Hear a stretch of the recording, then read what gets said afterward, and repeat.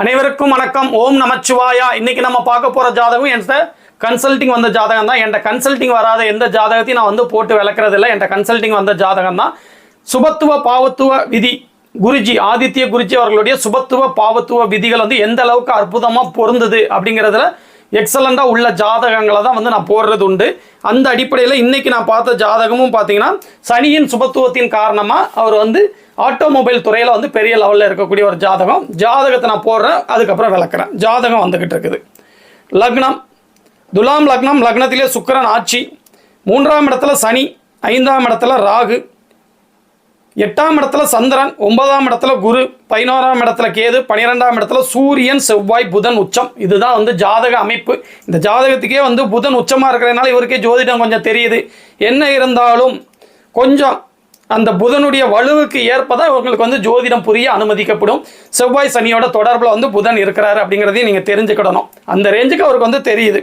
அதே நேரத்தில் லக்னம் லக்னாதிபதி வலுத்த நபர். லக்னம் சுக்கிரன் லக்னத்திலே அமர்ந்து குருவுடைய தொடர்பில் லக்னம் லக்னாதிபதி வலுத்த ஜாதகம். அதே நேரத்தில் கிட்டத்தட்ட தேய்பிரை சப்தமின்னு சொல்லக்கூடிய ஒளி பொருந்திய ஸ்தானபலம் அடைந்த உச்சம் அப்படிங்கிற நிலைமையில் உள்ள சந்திர அதியோகத்திலேயே சுக்கிரன் இருக்கிறாரு. எக்ஸலண்டான ஒரு நல்ல உயர்தரமான ஜாதகம். லக்னம் லக்னாதிபதி வலுத்திருந்தாலே வாழ்க்கையில் பெரிய நெகட்டிவ்ல எதுவும் சந்திக்க வேண்டிய அவசியம் இல்லை. அம்மா அப்பா அதாவது பிறந்த இடங்கள் சரியில்லைனாலும் நம்மளோட சுய சம்பாத்தியத்து மூலம் தலை நிமிர்ந்து வாழ வைக்கக்கூடிய ஒரு நல்ல ஜாதகங்கள் தான். அந்த அமைப்பில் பார்த்தீங்கன்னா இவருக்கு அதிக சுபத்துவமான கிரகம் குருவுடைய வீட்டில் குருவுடைய பார்வையில் உள்ள சனி தான் அதிக சுபத்துவமான கிரகம். ஆனால் நான் கேட்டது என்ன கேட்டேன்னா இவருக்கு நெகட்டிவான திசாபுத்திகள் நடந்திருக்கிறத வச்சு நீங்கள் ஒருவேளை புதன் உச்சமாக இருக்கிறதுனால ஐடி ஃபீல்டு எதுவும் தேர்ந்தெடுத்துட்டீங்களாங்கன்னு கேட்டேன். இல்லைங்க, நான் சனியோடைய ஃபீல்டில் தாங்க இருக்கேன் அப்படின்னாரு. சனி தான் அதிக சுபத்துவமான கிரகம். ஆனால் எப்போவுமே சரியில்லாத தசாபுத்திகள் நடக்கும்போது சில சமயம் நம்மளுக்கு தேவையில்லாத ஒரு படிப்புகளில் இருப்பாங்கங்கிற அடிப்படையில் அப்படி கேட்டேன். ஆனால் ஆட்டோமொபைல் துறை இருக்காரு, அதில் நல்ல சேலரி வாங்குறாரு, நல்லாவே இவருக்கு இருக்கும். பார்த்தீங்கன்னா ரோகிணி 4ஆம் பாதம் சந்திர திசையில் பிறந்திருக்காரு. அதுக்கப்புறம் செவ்வாய் ராகு அப்படின்னு பெருசாக ஒன்றும் விசேஷம் இல்லாத கிரகங்களோட தசாபுத்திகள் தான். என்ன இருந்தாலும் குருவுடைய தொடர்பு ராகுக்கு இருக்கிறதுனாலே நல்லபடியாக படிக்க வச்சிருக்குது. ஒரு நல்ல வேலையை வாங்கி கொடுத்துருக்கு. இவருக்கு 5ஆம் இடத்துல ராகு பாவத்துவம் அதுக்கப்புறம் தான் சுபத்துவம். 5ஆம் இடத்துல ராகு இருக்கிறாரு, சனியோட பார்வையிலையும் இருக்காரு, குருவுடைய பார்வையிலையும் இருக்காரு. அந்த அடிப்படையில் பார்த்தீங்கன்னா இவருக்கு ராகு திசை முடிகிற வரைக்கும் குழந்தை பிறக்கலைங்க. குரு திசை சுய புத்தியில தான் ஒரு பெண் குழந்தை. அதே நேரத்தில் குரு திசை சனி புத்தியில 2வது பெண் குழந்தை. ஆண் வாரிசுக்கு தடை உள்ள ஜாதகம். 5ஆம் இடம் பாதிப்பு, குரு பாதிப்புல குருவுக்கும் சனியோட பார்வை இருக்குது. அங்கே சனி தான் சுபத்துவம், குரு பாவத்துவம். அதை நம்ம புரிஞ்சுக்கிடணும். பார்த்தீங்கன்னா குரு திசை இப்போ நடந்துட்டு இருக்கு. குரு திசை என்ன ஆதிபத்தியம்?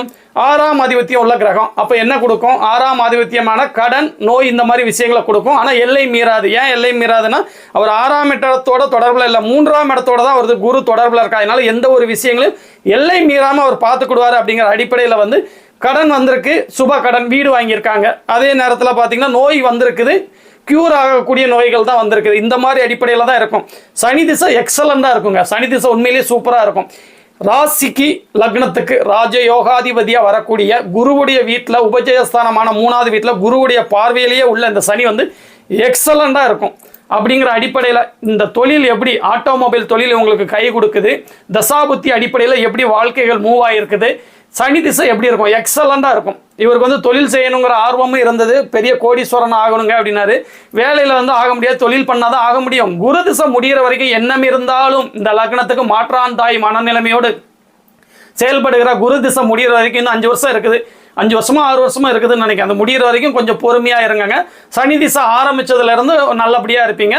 அதுக்குள்ளே இந்த சனி சம்மந்தப்பட்ட இந்த ஆட்டோமொபைல் பொருள் சம்பந்தப்பட்ட விஷயங்கள்ல தான் உங்களுக்கு பணம், அது சம்மந்தப்பட்ட தொழில் சம்மந்தப்பட்ட நாலேஜை இம்ப்ரூவ் பண்ணிக்கோங்க. இப்போ எந்த கிரகம் சுபத்துவமாக இருந்தாலும் ஒரு நாலேஜ் இல்லாமல் ஒரு தொழில் நம்ம இறங்க முடியாதுல்ல. அந்த தொழிலோட அனுபவம்னு ஒன்று இருக்குதுல்ல, அதை நீங்கள் வளர்த்துக்கோங்க. சனி திசை ஆரம்பிச்சோன்னே தொழில் பண்ணுங்கள். கண்டிப்பாக நல்லபடியாக கோடிகளை சம்பாதிக்கக்கூடிய ஜாதகம் தான். சனி திசை கோடிகளை கொடுக்கக்கூடிய அளவுக்கு வலுவோட தான் இருக்குது. ஆனால் பெற்றுக்கொள்றதுக்கு லக்னாதிபதி வலு இல்லாத நபர்களுக்கு கோடிகள் கிடைக்காது.